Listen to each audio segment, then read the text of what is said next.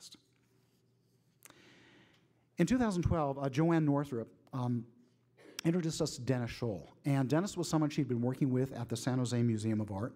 And she curated a wonderful exhibition of drawings from Dennis's and Deborah Scholl's collection of drawings, stand-up contemporary art. It really explored the nature of what a drawing could be. It really exploded, I think, our heads just to look at, oh, that thing on the ceiling that looks like a ladder that's colored, that's a drawing, right? So really, Dennis has a wide-ranging purview in the art of collecting around the world. Well, Dennis came here and we were talking about this, and we discovered that we both had an interest in Aboriginal art. And Dennis was starting to collect at a very high level, very good. The progenitive examples of art, Aboriginal art in Australia, from Western Australia up to Arnhem Land, clear across the continent. So we've been working with Dennis, with a wonderful curator, Henry Scarrett, whom you'll meet in a minute, to curate an exhibition out of that collection. And that's called No Boundaries. It's going to open up here early next year. We're publishing a wonderful book about that collection, about that exhibition. The book is called, again, No Boundaries. It'll be published by Prestel in collaboration with us. And that book will be out in end of the year. Yeah. So a little bit about Dennis Scholl before I ask him to come up here. Dennis Scholl is one of the top 100 art collectors in the world. He's the vice president of arts for the Knight Foundation. And then I'm going to quote Jeff Mano and Nikki Twilley, who interviewed Dennis as part of the Venue Project. Dennis Scholl is a former accountant and sometime casino card counter, turned 3-time Emmy award-winning documentary producer. He's also a boutique winemaker who now distills artisanal mezcal in Oaxaca. I've not had that yet. I'm looking forward to that. At the Knight Foundation, his initiatives include Random Acts of Culture, a program that surprises passersby with pop-up opera and ballet performances in unexpected spaces. Go online and YouTube Random Acts of Culture. I looked at one of those just to look at it again. I looked at the performance of the Handel at the Macy's store. I was in tears at the end of that. It's so funny and so moving and so beautiful. Dennis is currently a visiting scholar at MIT, at the Media Lab. He has an amazing purview in life. Dennis, please come join us.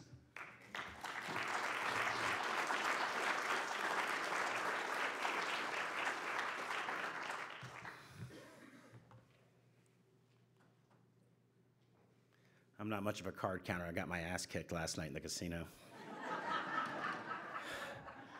I'd get 20, she'd get blackjack. I'd get 19, she'd get 20. So, before I start, I just want to say that I do work with a lot of institutions in my role at the Knight Foundation. And only once in a while do I find an institution who has found out who they are, what they mean to their community, and how they've done that by reaching out to their environs. It takes focus. It takes commitment, and this place is pretty dazzling, so please join me in thanking these guys for being that to us.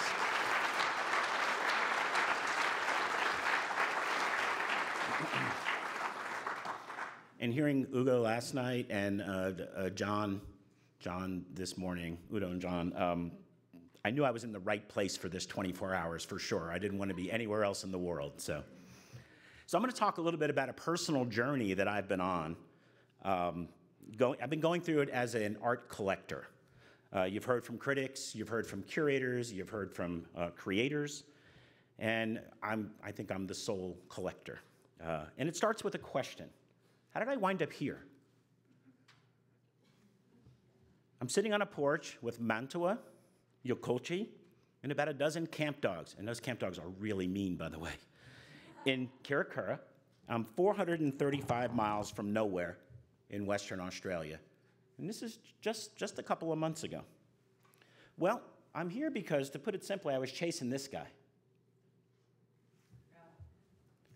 And which probably sounds a little odd if you don't know who he is. His name's Warlampunga Japaljari. For me, he's one of the biggest stars of the contemporary Western desert art movement, but he's also one of the most elusive characters. When I asked to come see him, the guys at Papunyatula, the community arts center that facilitates his work, they kind of laughed and warned me that at any given time, he might be anywhere within a 1,000-mile radius of his nominal home base at Kirakura. But I decided to take a chance and head out to Alice Springs on a tiny, light aircraft, hate these things, accompanied by my friend who's here today, Aboriginal art scholar Henry Scarrett, and he's going to join us in a moment.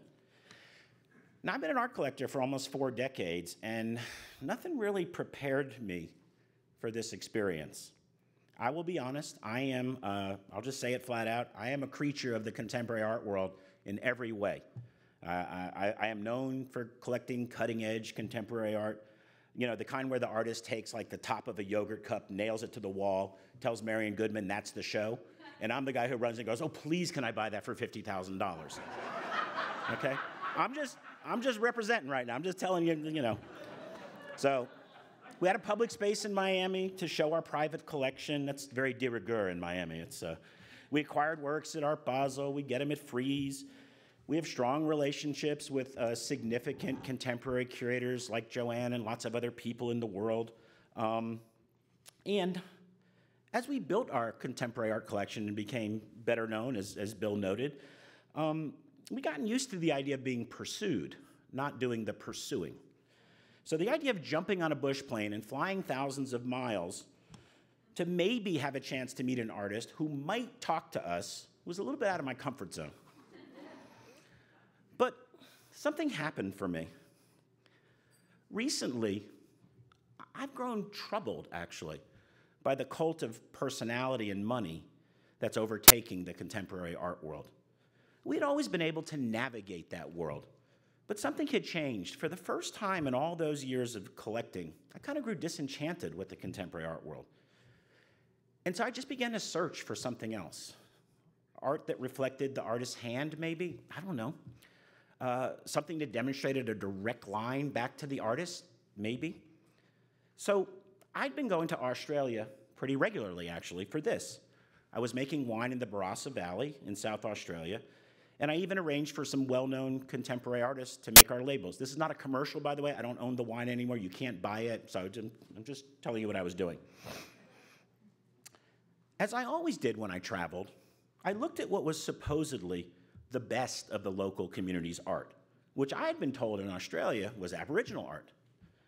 But I came away kind of uninspired, finding it repetitive and dull. Of course, at that time, I didn't know that what I was looking at was tourist art. Much like the arts that sold in shopping malls across the US, the kind of art that matches your green sofa. But then something happened. A friend took me to the galleries in the Art Gallery of New South Wales, a brilliant museum in Sydney, where they display the Aboriginal work. Well, for me, it was like being struck by lightning. It was an epiphany moment. So I flew home, and I said to my wife, you won't believe what we're going to collect next. Now, in the past 37 years, my wife and I have bought over 1,200 works of art. If you do the math, that's an average of 1 work of art every 10 days for 37 years. And we built the collection together because we have what is nominally called in our house the 2-vote rule on each and every piece. So put yourself in her position here for a second. So when I suggested to her that we jettison everything and start from scratch, collecting work from halfway around the world that we both literally knew nothing about and would mostly be buying from JPEGs, she thought I had officially lost my mind. But as she began to look at the work of Aboriginal artists, the art began to exact its pull, its magic, if you will. So jettison we did, giving away hundreds of contemporary artworks from our existing collection to museums across America. We even left a few here in the Nevada Museum of Art. And away we went. Now, our methodology of collecting is a lot of research, a ton of looking, and only then buying. Now, that wasn't so easy in Miami, over 10,000 miles away from where the art was. But there was something so compelling about the work that we persevered, trying to develop the knowledge of what was great, what fit our eye, and helped by people like Henry, who Bill and I mentioned earlier. This work is abstraction, yes, but it moves you on a profoundly spiritual level. As the world-renowned expert on the Pintupi people, where Warland Pérez comes from, Fred Myers said to me, yeah, maybe it's abstraction, but it's not only abstraction. Now, there's a story about the Aboriginal artist Rover Thomas, whose work is pictured here. When visiting the National Gallery of Australia, he saw work by Mark Rothko. He took one look at the piece and he said, who's this bugger who paints like me?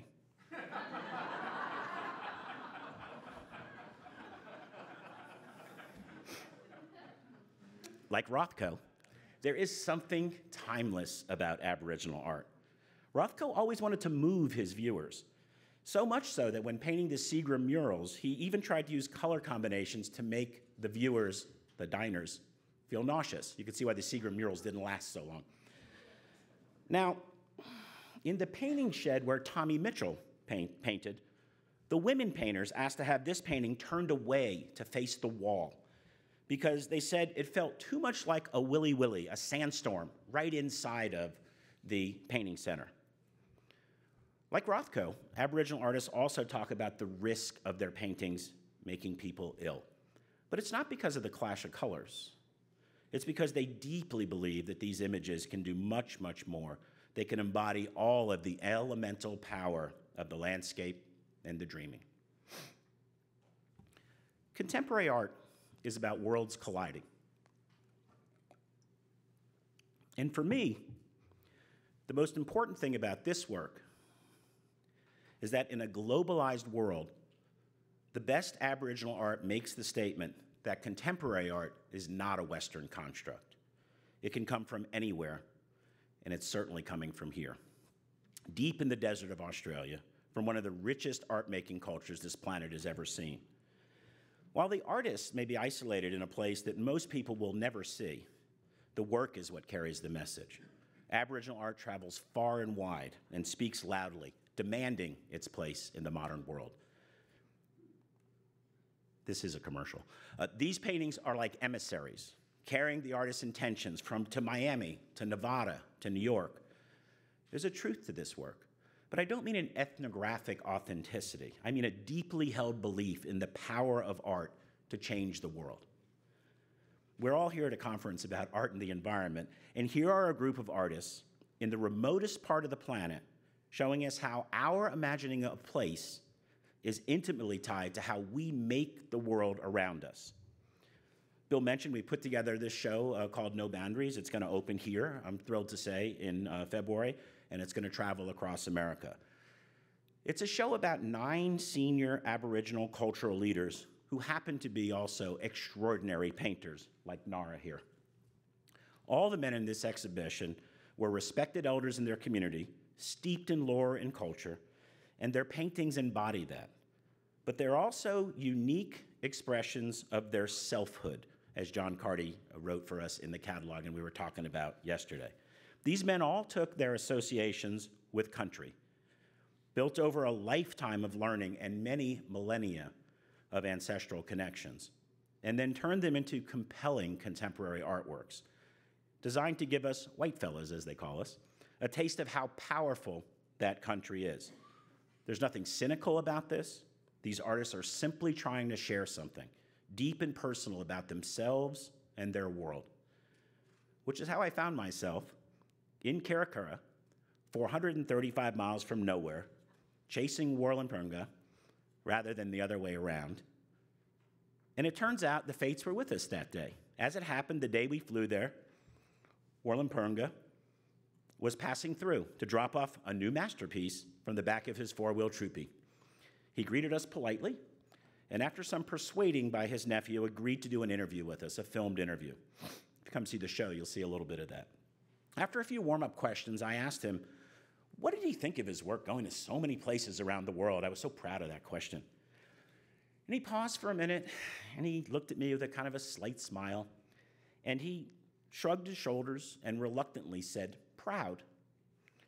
But even as he shrugged his shoulders, as if to say that pride had nothing to do with his painting, that where his paintings went were of little concern to him once he had created them.